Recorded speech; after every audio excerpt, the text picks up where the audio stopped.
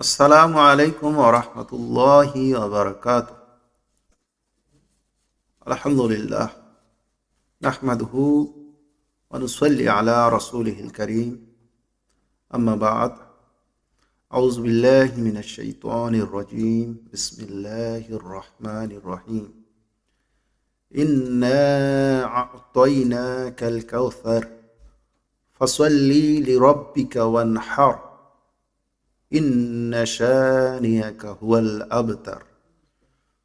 আলহামদুলিল্লাহ, আজকে সূরা কাউসার এর অর্থ এবং সংক্ষিপ্ত তাফসীর নিয়ে আমরা আলোচনা পেশ করছি ইনশাআল্লাহ।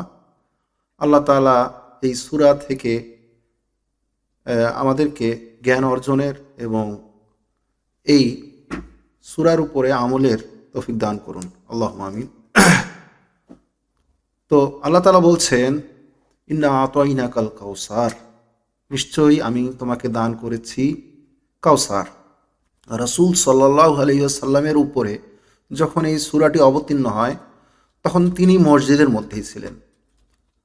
তো তিনি যখন কিছুটা হাসি তার মুখে সাহাবীরা দেখতে পেলেন, তখন সাহাবীরা জিজ্ঞেস করলেন যে আপনি কি জন্য হাসছেন? তখন রাসূল সাল্লাল্লাহু আলাইহি ওয়াসাল্লাম বললেন যে আমার উপরে এই সূরাটি নাজিল করা হয়েছে। তিনি তা তিলাওয়াত করে সাহাবীদের সামনে প্রকাশ করলেন। তখন সাহাবীরা জিজ্ঞেস করলেন যে কাউসার কি?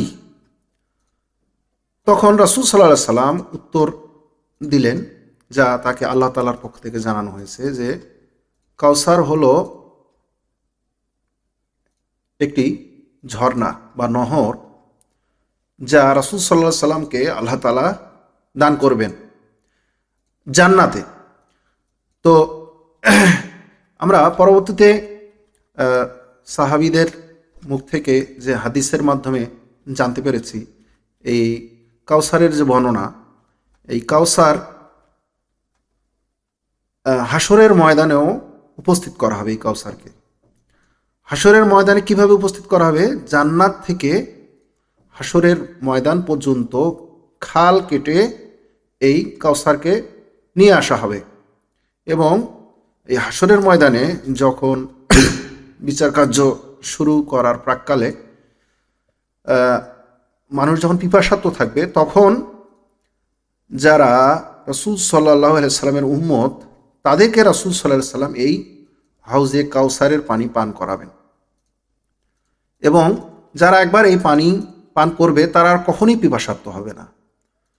তো সেই পানি পান করবে অনেকেই, রাসূল সাল্লাল্লাহু আলাইহি সাল্লামের উম্মত যারা।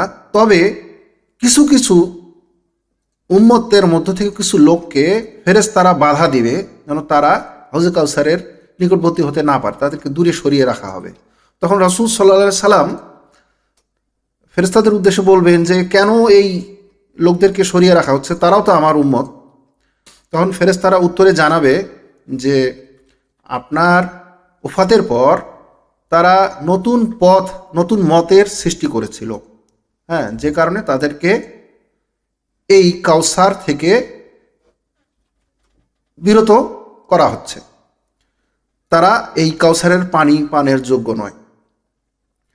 তো আমরা চেষ্টা করব আমরা যেন রাসূল সাল্লাল্লাহু আলাইহি সাল্লামের মতের বাইরে বা পথের বাইরে কোনো মত বা পথকে গ্রহণ না করি বা ধাবিত না হই। আল্লাহ আমাদেরকে যেন সে ব্যাপারে হেফাজত করেন। আল্লাহ তাআলাই হেফাজতকারী। এরপরে আল্লাহ তাআলা বলছেন, ফাসাল্লি লিরাব্বিকা ওয়ানহার, অতঃপর তুমি তোমার রবের জন্য সালাত আদায় করো এবং কুরবানি করো। তো সালাত হলো শারীরিক ইবাদতের মধ্যে এবং মানসিক ইবাদতের মধ্যে অন্যতম বড় ইবাদত, আর কুরবানি হলো আর্থিক ইবাদত। তো এই আর্থিক ইবাদতের মধ্যে সবথেকে বড় ইবাদত হলো কুরবানি। তো এই ইবাদতগুলো শুধুমাত্র তোমার রব, একমাত্র মহান সৃষ্টিকর্তা মহান আল্লাহর জন্যই যেন হয়, তার নির্দেশ রাসূল সাল্লাল্লাহু আলাইহি সাল্লামকে দেয়া হলো এবং তা অবশ্যই সমস্ত মুমিনদের জন্যই এই নির্দেশনা।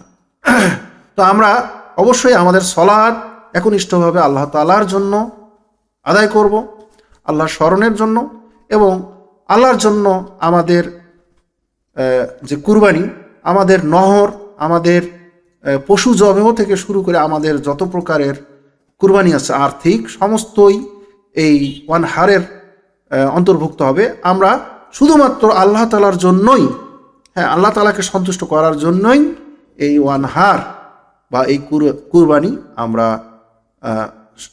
পালন করব। এরপরে আল্লাহ তাআলা বলছেন, ইন্না শানিয়াকা হুয়াল আবতার, নিশ্চয়ই আপনার যারা বিদ্বেষ পোষণকারী তারাই নির্বংশ। তো রাসূল সাল্লাল্লাহু আলাইহি সাল্লামের পুত্র কন্যা ছিল, হ্যাঁ আমরা জানি। তো তার পুত্র 3 জন ছিল, 3 জনেরই যখন ওফাত হয়ে গেল তখন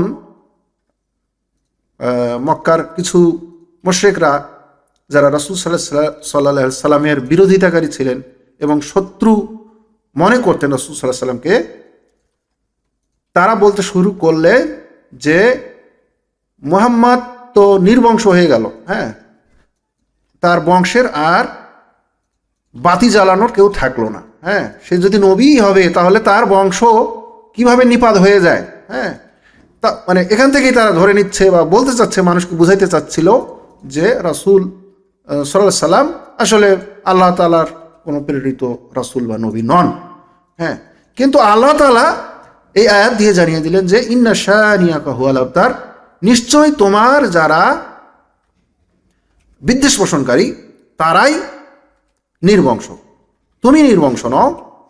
এবং আল্লাহ তাআলা সেটা বাস্তবেই আমরা দেখতে পাই যে রাসূল সাল্লাল্লাহু আলাইহি সাল্লামের যে কন্যারা ছিল, এই কন্যাদের যে সন্তানাদি, তাদের মাধ্যমে রাসূল সাল্লাল্লাহু আলাইহি সাল্লামের বংশকে আল্লাহ তাআলা আজ অবধি জিয়ে রেখেছেন এবং সম্মানের সহিত, মর্যাদার সহিত, ঠিক আছে। এবং মুহাম্মদ সাল্লাল্লাহু আলাইহি সাল্লামকে সর্বস্থানে সর্বসময়ে তাকে ভালোবাসার সাথে, সম্মানের সাথে স্মরণ করা হয় তার নাম।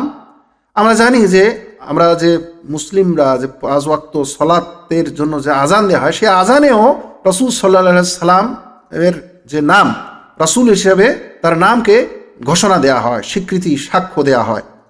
তো আলহামদুলিল্লাহ, রাসূল সাল্লাল্লাহু আলাইহি সাল্লামের যে নাম এবং তার যে বংশ, উভয়ই সম্মানের সাথে পৃথিবীতে বিরাজমান, কিয়ামত অবধি বিরাজমান থাকবে। আর যারা তার বিদ্বেষ পোষণকারী ছিল তারাই নির্বংশ হয়ে গেছে। এবং তাদের নাম যদি স্মরণ করা হয়, খুবই খারাপভাবে তাদের নাম নেওয়া হয়, হ্যাঁ, তাদেরকে রাসূল সাল্লাল্লাহু আলাইহি ওয়াসাল্লামের শত্রু হিসেবে আমরা ইতিহাস থেকে জানতে পারি এবং তাদের প্রতি লানত বর্ষিত হয় আল্লাহ তাআলার পক্ষ থেকে, ফেরেশতাদের পক্ষ থেকে, মুমিনদের পক্ষ থেকে এবং যারা সৎকর্মশীল এবং ন্যায়নিষ্ঠ মানুষ যার পৃথিবীতে যারাই আছে, সকলের পক্ষ থেকেই এই সব ইতিহাসের এই সব যে বিদ্বেষ, রাসূল সাল্লাল্লাহু আলাইহি ওয়াসাল্লাম বিদ্বেষ পোষণকারী যে কাফের বা যে সব লেস কাটা বা লজ্জাহীন যে ব্যক্তিরা রাসূল সাল্লাল্লাহু আলাইহি সাল্লামের প্রতি বিষোদ্গার করতেছিলেন, তারাই শেষ পর্যন্ত ইতিহাসের পাতায় তারা ন্যাক্কারজনকভাবে মানুষের দ্বারা আস্থা করে নিক্ষিপ্ত হয়েছে।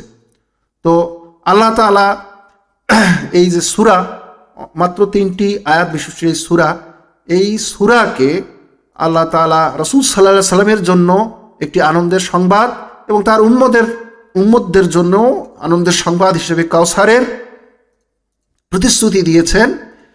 এবং আল্লাহ তাআলা আমাদেরকে একনিষ্ঠভাবে তার জন্যই শুধুমাত্র আমাদের সালাত, আমাদের কুরবানি সহ সকল ইবাদত করার জন্য উদ্বুদ্ধ করেছেন, তাগিদ দিয়েছেন। এবং রাসূল সাল্লাল্লাহু আলাইহি সাল্লামই মর্যাদাময় এবং তার বংশধারা সুসম্মানে পৃথিবীতে বিরাজমান, এবং বরং তার যারা বিদ্বেষ পোষণকারী তারাই ইতিহাসের আস্থা করে নিক্ষিপ্ত হয়েছে। আমরা এটাই আজকের এই ছোট্ট সূরাটি থেকে জানতে পারলাম। আল্লাহ তাআলা আমাদেরকে এই সূরা অধিক তেলাওয়াতের এবং এখান থেকে বুঝে এবং এর জ্ঞান আমাদের জন্য বরকতময় হোক, এই প্রার্থনা আল্লাহ তাআলার কাছে রেখে আজকে এ পর্যন্তই। আসসালামু আলাইকুম ওয়া রাহমাতুল্লাহি ওয়া বারাকাতুহু।